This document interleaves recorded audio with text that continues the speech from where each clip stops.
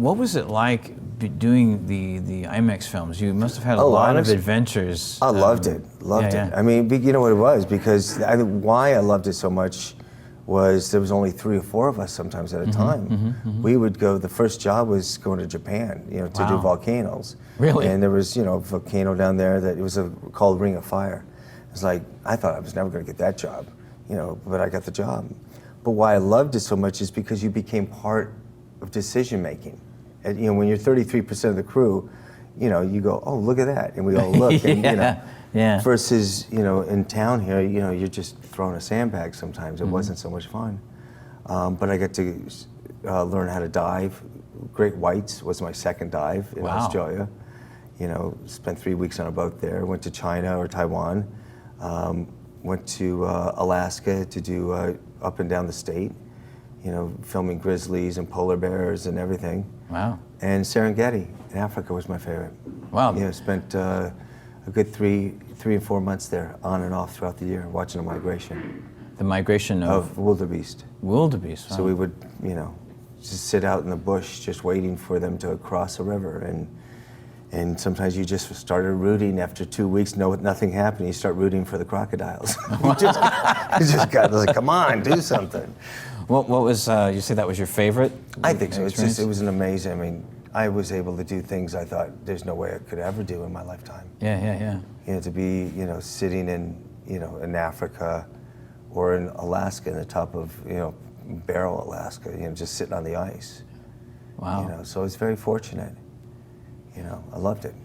And then you also did interviews. Yeah, I mean, the interview started because once I stopped doing IMAX films, I started producing some rock and roll videos for a couple friends here and there, and someone recommended me to a job on Comedy Central.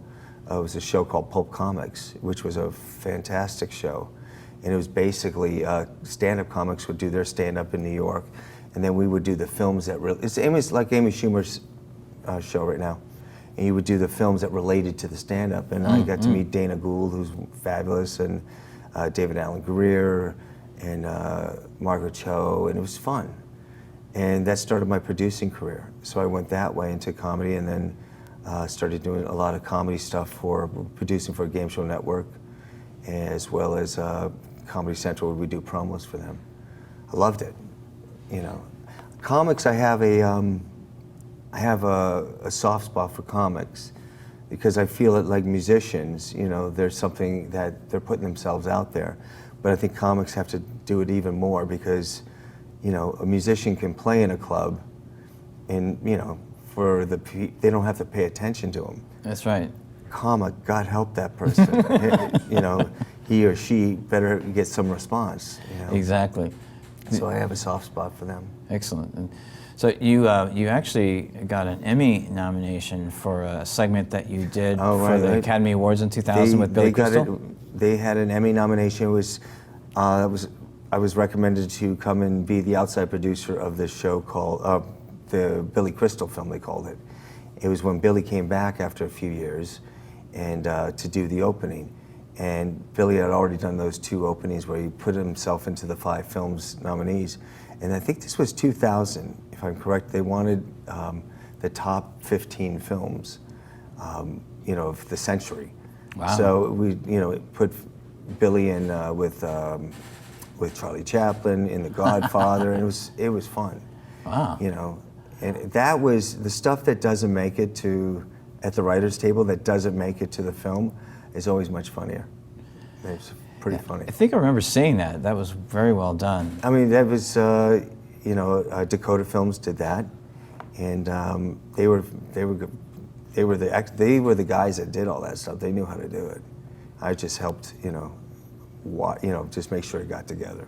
What was it like working with Elton John and Robert Downey Jr.? I didn't work with Elton. Oh, you didn't? No, it was interesting. The Elton John video, again, was one of those jobs where it came out of nowhere. It was a recommendation. Somebody from England called, said, it was somebody we knew, said, hey, it's Thursday, can you cover me on a producing job on Tuesday?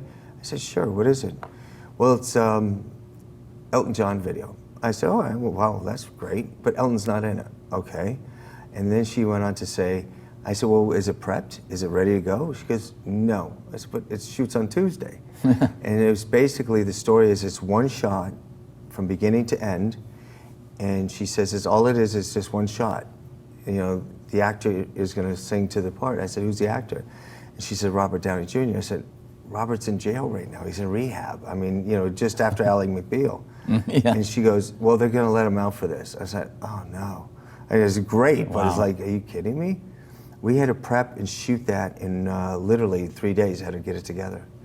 And it worked out. It was one of the most, if you get a chance, listen to that song. It's gut-wrenching, because it's, especially with Robert's lip sync in it, you believe he's singing it.